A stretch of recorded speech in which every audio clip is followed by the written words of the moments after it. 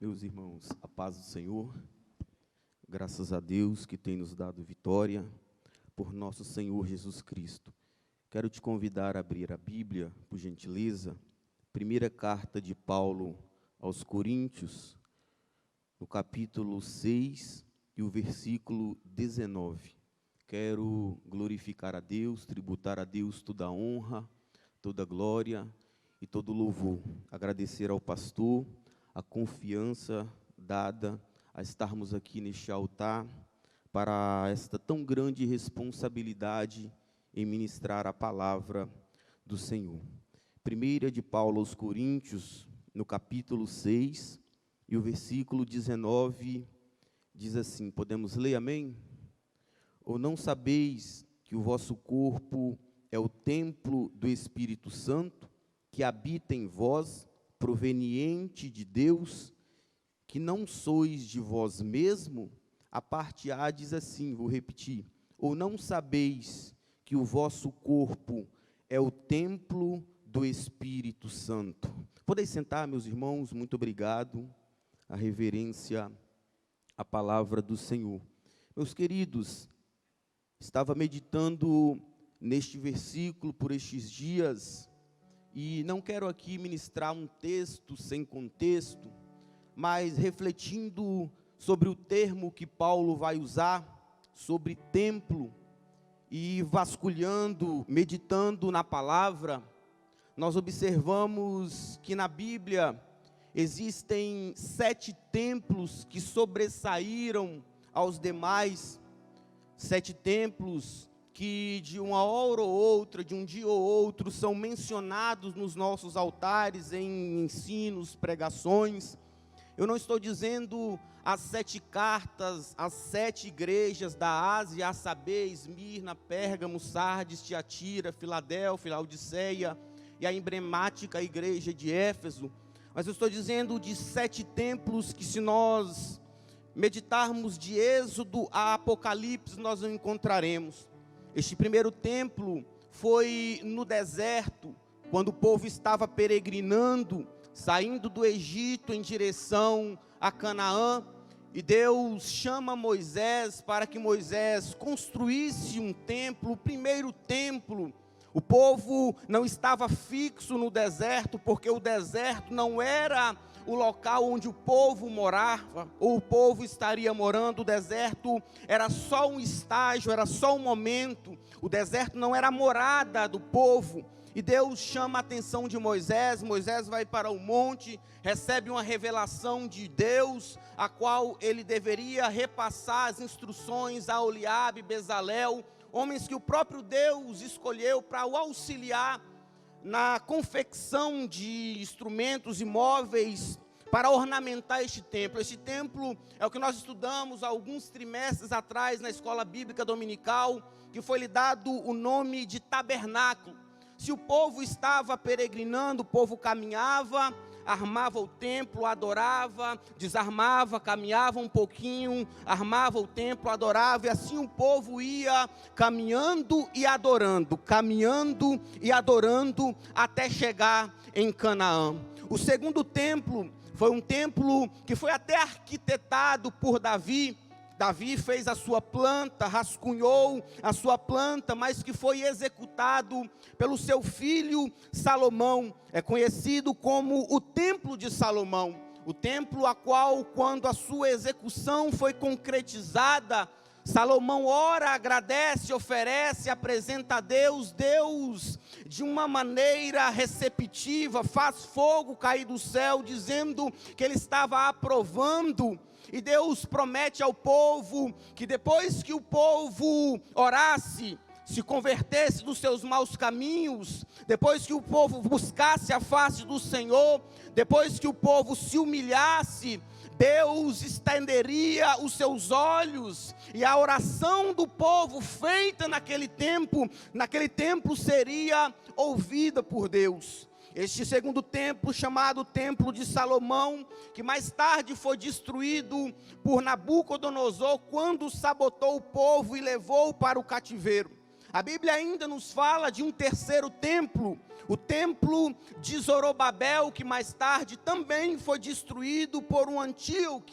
A Bíblia fala que de um quarto templo este que já era nos tempos de Jesus. A Bíblia diz que certa feita Jesus está olhando para o templo e Jesus chora porque Jesus prevê o que iria acontecer com este templo. É o templo de Herodes. E Jesus, olhando para este templo, Jesus chora e lamenta, dizendo: Jerusalém, Jerusalém, que mata os profetas e apedreja aqueles que lhes são enviados. Quantas vezes, Jerusalém, tentei vos acolher como uma galinha debaixo das penas, mas tu não tem dado ouvido. Esse templo de Herodes é o templo de Mateus capítulo 24, a qual os discípulos estão impressionados pela engenharia daquele templo. Um templo muito bonito. Historiadores dizem que de longe do deserto dava para ver o refletido sol que batia nas colunas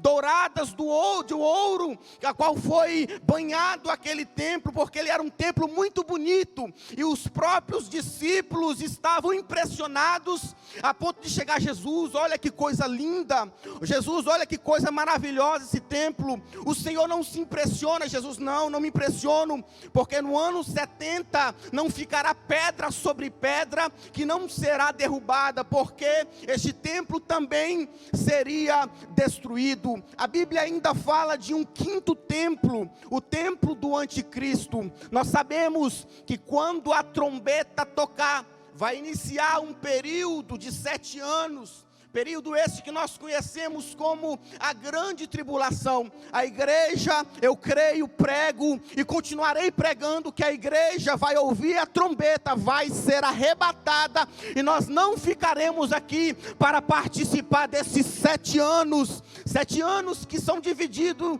em 2 partes. A primeira parte, 3 anos e meio, conhecido como a falsa paz, aonde o anticristo irá reinar, o anticristo irá resolver de certa maneira os problemas da nação, do mundo, podemos dizer, e nações se unirão ao anticristo. Ao findar de 3 anos e meio, o anticristo se assentará ao trono, requerendo adoração. E Israel, que não adora homem algum, porque aguarda a vinda do Messias, até hoje não se prostrará para adorar o anticristo. E aí vai acontecer de fato a grande tribulação, no sentido estrito da palavra, aonde o homem de pecado, o anticristo, irá assolar aqueles que não aderiram à marca da besta, aqueles que não se entregaram a ele, prostrando, adorando e aderindo a sua política. Mas o interessante, meus queridos, é que enquanto aqueles que não ouviram o toque da trombeta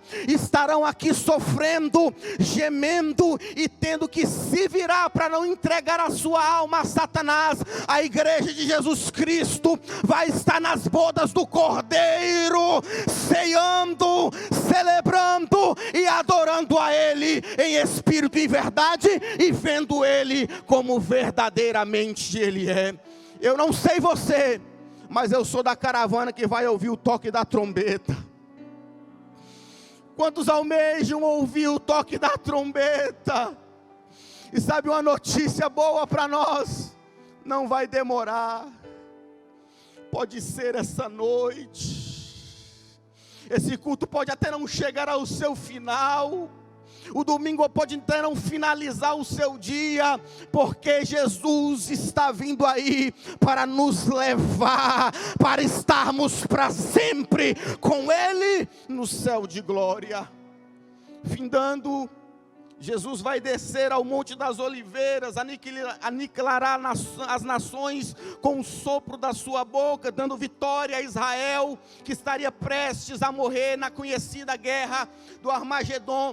E vai iniciar um período de 1000 anos, e nesse período, a Bíblia nos relata isso, um 6º templo será erguido, e é um templo no milênio, de onde lá de Israel, Jesus vai governar, e vai ser um tempo maravilhoso, 1000 anos, literalmente. Historiadores dizem, quando Ageu profetiza, na sua profecia, no capítulo 2 e no versículo 9, a qual ele diz que a glória desta última casa será maior do que a da primeira. Ele também está referindo-se a uma presença que vai descer no templo do milênio para se cumprir aquilo que Deus tem para o seu povo, também aqui na terra, que nós presenciaremos no templo do milênio.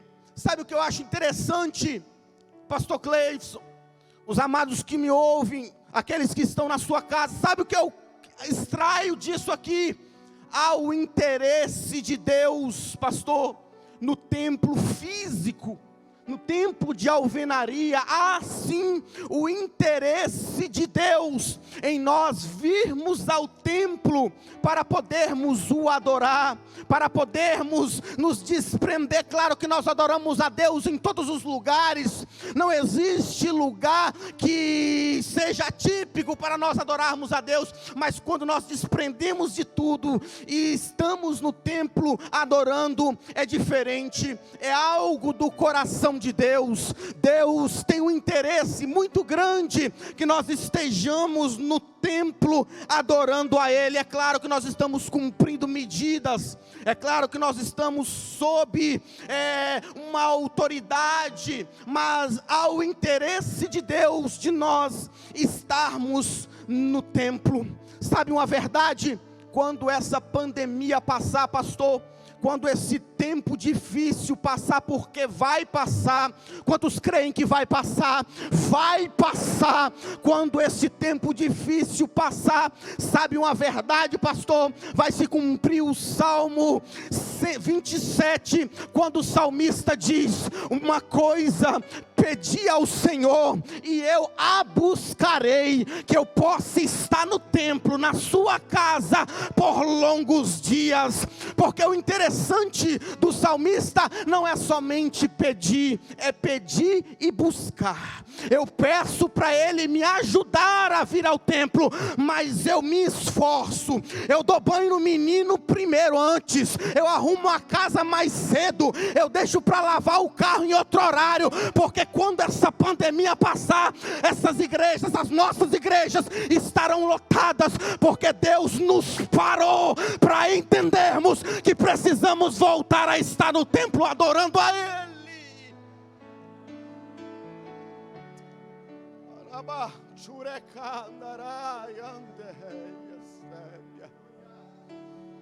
Uma coisa pedi e a buscarei. Porque não é só você buscar, porque você buscar os seus esforços, mas quando você busca e não encontra, aí você pede. Mas não é só você pedir e ficar sentado, cruzar os braços. Não, eu peço, mas eu vou fazer a minha parte. Sabe uma verdade?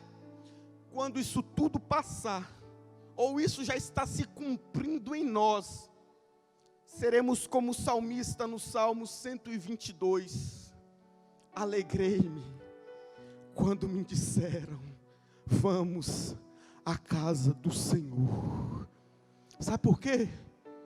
Porque tinha gente que já tinha perdido a alegria de estar na casa do Senhor. Tinha gente que já tinha perdido. Você vinha para a igreja arrastado. Você vinha para a igreja, era um esforço muito grande para você estar no templo. Porque você lembrava que lá ia ter alguém, você tinha que olhar para alguém, e quando você olhava se entristecia por causa de uma situação que aconteceu. Mas Jesus está dizendo: o sentimento do teu coração a partir de hoje é alegria em ir ao templo, alegria de estar no templo, alegria de entrar no templo para poder adorar o Senhor. Você achava que você não voltaria mais no templo. Churabahai. Ó Deus falando aqui nessa noite. Porque entrou aqui o sentimento do teu coração, naquela igreja não entro mais. Ó você aqui hoje, Jesus te trouxe aqui nesta noite e vai te devolver a alegria de estar no meio. Ei, você não foi o homem, o ser humano, ele se adapta a quase todas as circunstâncias, menos a solidão. Deus não te chamou para ficar desse jeito. Deus diz para você: te quero no meio, te quero no meu templo, te quero me adorando aqui na minha casa. Coloca a mão no teu coração assim agora. Recebe a alegria do Espírito na tua vida. Vai isso, recebe alegria. Tu precisa de alegria. Tu está precisando que Jesus te visita nisso. Vai recebendo esta alegria. Tu vai ter alegria em estar no templo novamente. Jesus está visitando corações, dando alegria. Jesus está te visitando com alegria. Ei, tu vai pregar com alegria. Tu vai cantar com alegria. Eu vejo tu vai lecionar a escola bíblica com alegria. Deus devolve alegria nesta noite. Recebe alegria em estar envolvido nas coisas do céu.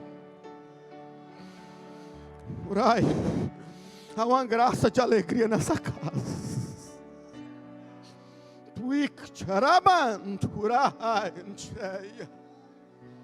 É preciso ter alegria. Eu acho interessante que este templo aqui, a sua matéria-prima que foi usada para erguer, é uma matéria lajota, cimento, que é utilizado para erguer outros monumentos. Mas por que o templo ele é diferente? Porque aqui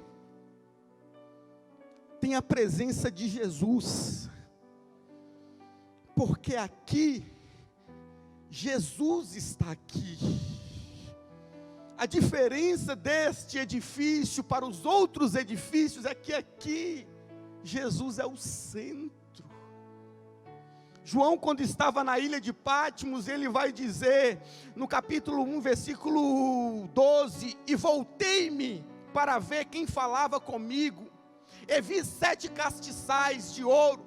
Esses 7 castiçais representavam, cada haste daqueles castiçais representava uma igreja da Ásia. Ele vai dizer, e no meio dos 7 castiçais, um semelhante ao Filho do Homem. Sabe o que João estava dizendo? Jesus estava no meio das igrejas. Jesus estava no meio dos 7 castiçais. Alguém está sentindo Jesus aqui? Alguém já chorou porque já sentiu Jesus aqui? Você já sentiu Jesus aqui nessa noite? Jesus está aqui. E se Jesus está aqui, isso aqui não é simplesmente um edifício de alvenaria. Isso aqui se transforma em um hospital, onde as pessoas entram enfermas. E no próximo culto a pessoa chega, pastor, eu preciso contar um testemunho. O que aconteceu? Eu entrei no hospital e o médico dos médicos estava lá, e eu voltei para casa curado. Jesus está aqui, você pode ser curado nesta noite. Sabe por quê que isso aqui é diferente quando Jesus está? Porque quando Jesus está, isso aqui se torna um escritório de advocacia, aonde o advogado fiel pega a sua causa. Sabe algo interessante? Tem muitos detentores do direito aqui, e no devido processo legal, o juiz, no CPC diz isso, o juiz não pode ter nenhum tipo de afinidade com o advogado, ou ser parente, ou ter estudado junto, não pode, porque ele pode ser tentado a ser imparcial. Mas sabe uma notícia? O filho é o advogado e o pai é o juiz. Está tudo favorável. E ele não age com injustiça não, tá? Jesus toma a tua causa nessa noite. E o pai bate o malhete e diz, defiro a sentença até o favor. Tem sentença até o favor nessa noite, porque tu entrou no escritório de advocacia, o advogado fiel pegou a tua causa e tem sentença ao teu favor nessa noite. Toma posse dessa palavra. Jesus está aqui neste lugar.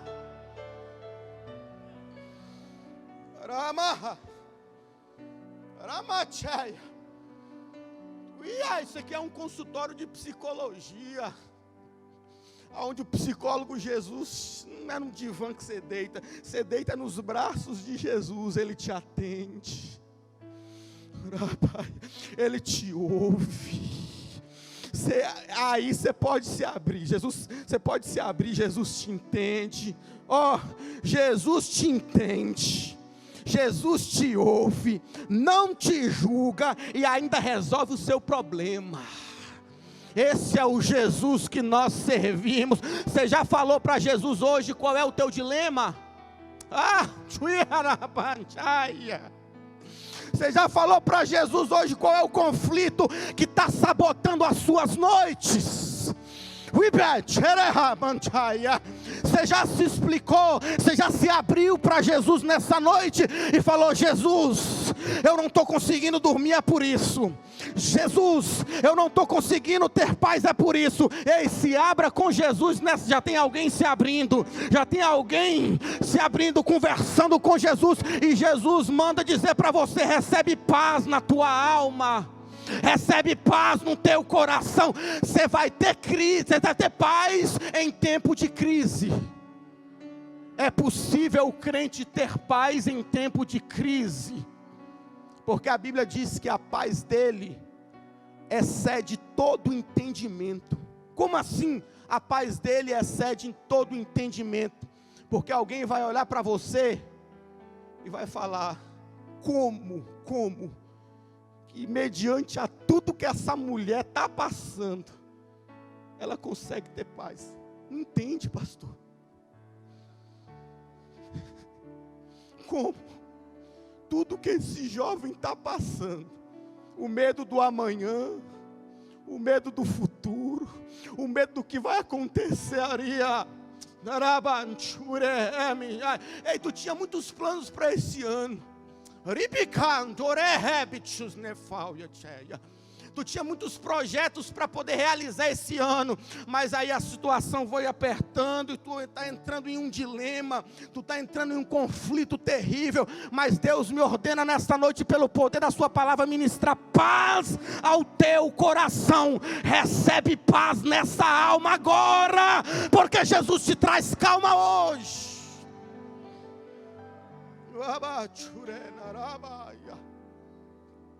Não se desespera. Não tome decisão precipitada. Não compre e nem venda.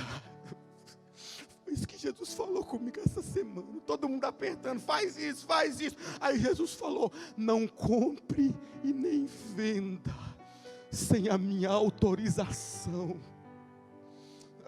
Porque tempos difíceis, tudo que você vai fazer, você tem que pensar, orar, analisar. Pensar, orar e analisar. Espera Jesus autorizar. Tu está entendendo? Espera Jesus autorizar. Eu acho interessante, já estou finalizando, pastor, é que Lucas vai escrever em Atos, capítulo 7, versículo 49, que o Altíssimo não habita em templos feitos por mãos humanas. Aí parece que eu desconstruí tudo que eu ia construir agora enquanto ministro. Parece que tudo que eu falei agora foi por água abaixo. Não. Quando Lucas escreve que o Altíssimo não habita em templos feitos por mãos humanas, é fazendo jus às palavras de Paulo, quando ele escreve aos Coríntios, no capítulo 6, que nós lemos, que Paulo diz que o 7º templo que a Bíblia registra sou eu, é você. Nós somos o 7º templo. Enquanto nós estamos aqui, o Espírito está aqui conosco. Quantos creem? Quantos já sentiram Ele aqui nesta noite? Mas quando nós vamos para nossa casa, nós levamos Ele conosco. Eu fiz esse pano de fundo só para ministrar isso ao teu coração. Tu é templo do Espírito Santo. Ficamos impedidos de estar no templo, mas nada impede do Espírito estar no nosso templo. E eu finalizo agora dizendo isso. Certa vez, quando a igreja da Coab estava ampliando, estava reformando, e estrategicamente o pedreiro preferiu levantar as paredes antes de demolir o templo que já estava, a igreja que já estava. Construiu as paredes ao lado e nós continuamos cultuando. Aí chegou um dado momento da construção, que as paredes, muito bem construídas, muito bem alicerçadas, já estavam altas, e o templo de dentro, pequeno, foi demolido. E aí eu cheguei do trabalho, do almoço, passei na igreja para ver como estava, e quando eu cheguei lá, eles tinham acabado de demolir, e pelo lado de fora, as paredes já estavam erguidas, muito bem alicerçadas. Eu lembro como se fosse hoje, pastor Cleves, esse negócio nunca saiu da minha cabeça. Passou um rapaz, um senhor, mais um rapaz, e o senhor falou para aquele rapaz: olha, que paredona, que parede bem estruturada, que parede forte desse templo. Mas não sabia ele, que o lado de dentro estava uma bagunça, porque tinha destruído, estava lajota, estava uma bagunça, tudo quebrado, tudo desmontado, tudo destruído por dentro. E aí o Espírito falou no meu coração: tem muito templo que está assim. Você olha para ele, rapaz, está bem, está forte, está pregando, está lecionando, está regendo, está ordenando, está forte, está muito bem estruturado, mas só Deus sabe como está aí por dentro. Mas só Deus sabe como está teu templo por dentro. Mas Jesus viu, sabe como você está, e diz: eu quero te construir nessa noite. Eu quero te construir de dentro para fora. Eu aprendi pela palavra do Senhor que não existe restauração do céu de fora para dentro. Existe um Jesus que primeiro ele restaura de frente para fora. Já observou Ezequiel 37? Primeiro foi os ossos, depois os nervos, depois a carne e depois a pele. Por que que em meio àquele como diz, aquele ruído, aquela situação toda, aqueles ossos que estavam destruídos, ele de forma organizada restaurou primeiro os ossos? Quando falo de osso, falo de estrutura, falo de um esqueleto que nos mantém ereto, que nos mantém de pé. Aí depois que ele firmou o esqueleto, construiu o esqueleto, a estrutura, aí depois vem o nervo, a carne e depois a pele, a estética. Sabe o que Deus está dizendo para alguém nessa noite? Eu estou te reconstruindo de dentro para fora. Eu preciso mexer aí dentro. Eu preciso consertar aí dentro. Você entrou aqui de uma maneira, mas Jesus que te trouxe para cá, diz para você nessa noite: eu te conserto de dentro para fora. Jesus está tirando alguma coisa aí. Jesus está preenchendo com outra coisa aí, porque é necessário. Eu sinto Deus nessa noite, construindo, reconstruindo templos por dentro. Tu é templo do Espírito Santo. Tu é templo do Espírito Santo. Ah, mas eu não tenho sentido mais ele até ontem, porque você vai sair daqui hoje com alegria, com paz, provocada pelo Espírito. Recebe alegria, recebe paz, recebe o Espírito de Deus na tua vida nesta hora. Você pode levantar a sua mão assim, levanta.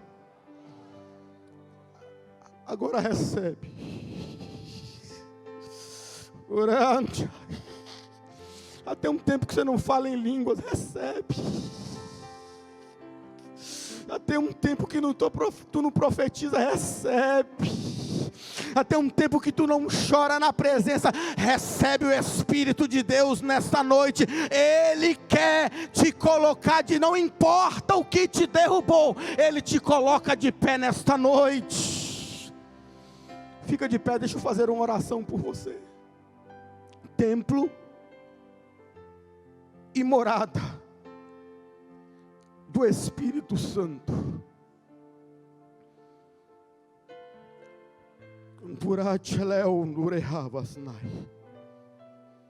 Antes de orar, eu quero fazer uma pergunta. Existe alguém que entrou aqui e que entrou como um templo destruído? Porque tu já foi templo. Tu já foi templo da presença de Jesus. E entrou aqui como destruído, destruída. E Jesus disse: eu preciso te reconstruir, filha. Período de louvor, pode louvar o Senhor? Pode, Fabrício?